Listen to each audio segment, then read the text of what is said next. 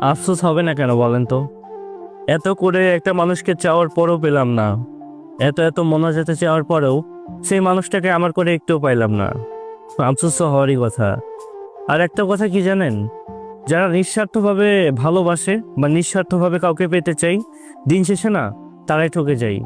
কারণ আমরা যাদেরকে ভালোবাসি নিঃস্বার্থভাবে, তারা আমাদের ভালোবাসার কদর করতে পারে না।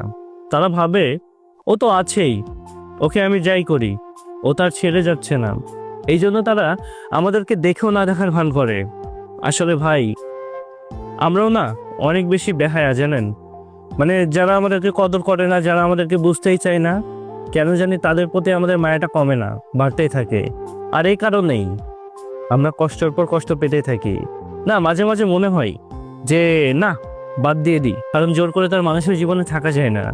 তারপর আবার পরক্ষণে মনে হয়, আরে ও যেমনই করুক, মানুষটা তো আমারই। আমার দুঃখ কষ্টগুলো বোঝার চেষ্টা করে মাঝে মাঝে। তার মানে হয়তো বা সে একটু হইলেও আমাকে চায়, একটু হইলেও ভালোবাসে। আর যার কারণে আমরা চাইলেও তাদেরকে কখনো ভুলতে পারি না, আমরা চাইলেও তাদেরকে কখনো ভুলে থাকার চেষ্টাও করি না। হয়তোবা ভালোবাসা এমনই।